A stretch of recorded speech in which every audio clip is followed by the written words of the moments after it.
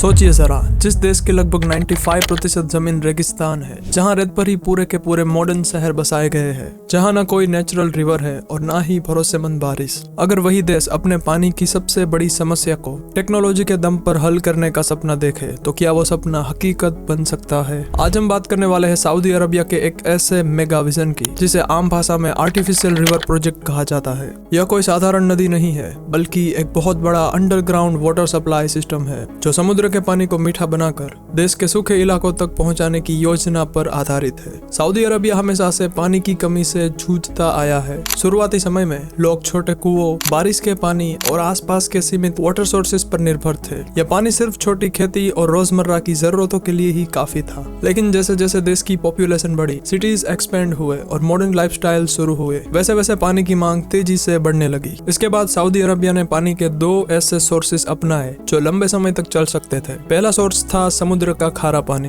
जिसे डिसैलिनेशन के जरिए मीठा बनाया जाता है। दूसरा सोर्स था जमीन के बहुत नीचे मौजूद हजारों साल पुराना पानी, जिसे फॉसल ग्राउंड वाटर भी कहा जाता है। यह पानी एक बार खत्म हो जाए तो दोबारा वापस नहीं आता। एक समय ऐसा भी था जब घरों में इस्तेमाल होने वाला पानी लगभग मुफ्त था। पानी इतना सस्ता था कि लोगों को उसकी कद्र ही नहीं रही। 1980 से 1994 के बीच देश में पानी की खपत लगभग 3 गुना बढ़ गई। इसमें सबसे बड़ा हिस्सा खेती का था, खास तौर पर गेहूं की खेती, जिसमें बहुत ज्यादा पानी लगता है। लेकिन समस्या ये थी कि ये खेती फॉसिल ग्राउंड वाटर पर निर्भर थी, यानी ऐसा पानी जो वापस भरने वाला ही नहीं था। 1990 के दशक के मध्य तक सऊदी गवर्नमेंट को समझ आ गया कि अंडरग्राउंड वाटर खतरनाक तेजी से खत्म हो रहा है। इसी वजह से साल 1994 के बाद पानी पर चार्जेस लगाने शुरू हुए और पानी को लेकर सोच बदलनी पड़ी। 2000 के बाद सऊदी अरबिया ने अपनी वाटर पॉलिसी पूरी तरह बदल दी। सरकार ने वाटर सब्सिडी कम करनी शुरू की और किसानों को कम पानी इस्तेमाल करने की सलाह दी। नई फार्मिंग टेक्नोलॉजीज लाई गई, जैसे ड्रिप इरिगेशन और सॉइल मॉइस्चर सेंसर्स, ताकि पानी सीधा पौधों की जड़ों तक पहुंचे और बर्बादी कम हो। सबसे बड़ा फैसला यह था कि गेहूं की खेती धीरे धीरे बंद कर दी जाए।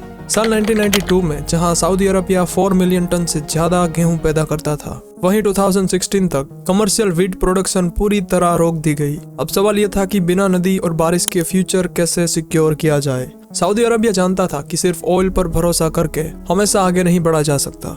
दुनिया रिन्यूएबल एनर्जी की तरफ बढ़ रही है और ऑयल इकोनॉमी अनस्टेबल होती जा रही है। इसी सोच से एक नए विजन की शुरुआत हुई। साल 2016 में विजन 2030 लॉन्च हुआ, जिसका मकसद था देश की इकोनॉमी को डाइवर्सिफाई करना और फ्यूचर रिसोर्स को सिक्योर करना। विजन 2030 के तहत वाटर सिक्योरिटी को नेशनल प्रायोरिटी बनाया गया। यहीं से large scale desalination, long distance water pipelines और अंडरग्राउंड वाटर ट्रांसफर सिस्टम को एक साथ जोड़ने का आइडिया सामने आया। यही कंबाइंड सिस्टम आज आर्टिफिशियल रिवर प्रोजेक्ट के नाम से जाना जाता है।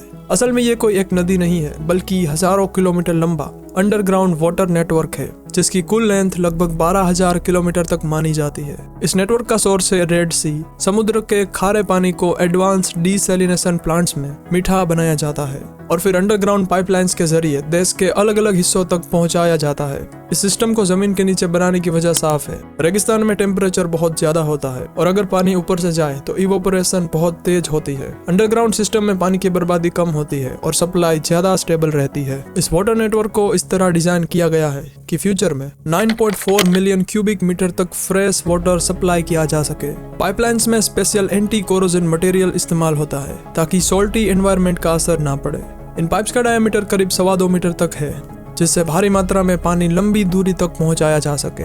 इस पूरे विजन की बैकबोन है डिसैलिनेशन टेक्नोलॉजी। सऊदी अरबिया 2 तरह की डिसैलिनेशन टेक्नोलॉजी इस्तेमाल करता है। पहली है मेम्ब्रेन डिसैलिनेशन, जिसमें समुद्र के पानी को स्पेशल फिल्टर से गुजारा जाता है। नमक और गंदगी रुक जाती है और साफ पानी बाहर निकलता है। यह मेथड आज सबसे ज्यादा इस्तेमाल की जाती है क्योंकि यह एनर्जी एफिशिएंट है। और दूसरी है थर्मल डिसैलिनेशन, जिसमें पानी को गर्म किया जाता है, पानी भाप बनता है और नमक पीछे रह जाता है। भाप को ठंडा करके मीठा पानी इकट्ठा किया जाता है। इस पूरे सिस्टम को संभालती है सऊदी अरबिया की सलीने वाटर कन्वर्जन कॉर्पोरेशन, जिसे SWCC भी कहा जाता है। आज सऊदी अरबिया दुनिया का सबसे बड़ा डिसैलिनेटेड वाटर प्रोड्यूसर है। हर साल 1 बिलियन 60 लाख क्यूबिक मीटर से ज्यादा फ्रेश वाटर समुद्र से बनाया जाता है, जो दुनिया के टोटल डिसैलिनेटेड वाटर का लगभग 18% है। देश में टोटल 27 से ज्यादा डिसैलिनेशन प्लांट्स है, जो पानी के साथ साथ इलेक्ट्रिसिटी भी जनरेट करते हैं। ये प्लांट्स करीब 24 मिलियन मेगावाट आवर तक एनर्जी प्रोड्यूस करते हैं, जो डिसैलिनेशन प्रोसेस और सिटीज दोनों को सपोर्ट करती है। यह वाटर और एनर्जी का एक इंटरग्रेटेड सिस्टम है जो सऊदी अरबिया की लॉन्ग टर्म प्लानिंग को दिखाता है। आर्टिफिशियल रिवर विजन का असली मकसद सिर्फ पानी देना नहीं है, इसका गोल है डेजर्ट एरियाज में कंट्रोल्ड फार्मिंग करना, फूड इंपोर्ट पर डिपेंडेंस कम करना, न्यू जॉब्स क्रिएट करना और इकोनॉमी को ऑयल से आगे ले जाना। सऊदी अरबिया चाहता है कि फ्यूचर में डेजर्ट सिर्फ रेत ना रहे, बल्कि प्लानिंग के साथ ग्रीन जोन्स और एग्रीकल्चर का हिस्सा बने। यह प्रोजेक्ट अभी भी डेवलपमेंट और एक्सपेंशन स्टेजेस में है और इसे पूरा होने में कई साल लग सकते हैं। लेकिन एक बात साफ है, अगर ये विजन सही तरीके से लागू हुआ तो ये दुनिया के लिए एक एग्जाम्पल बन सकता है कि सबसे सूखे इलाकों में भी टेक्नोलॉजी के दम पर फ्यूचर सिक्योर किया जा सकता है। आप इस प्रोजेक्ट के बारे में क्या सोचते हैं? क्या सच में रेगिस्तान हरियाली में बदल सकता है? कमेंट में जरूर बताइए। और अगर आपको ये वीडियो अच्छा लगा हो तो लाइक, शेयर और हमारी चैनल को सब्सक्राइब करना मत भूलिए। मैं मिलूंगा आपको एक अगली शानदार डॉक्यूमेंट्री वीडियोस में। धन्यवाद।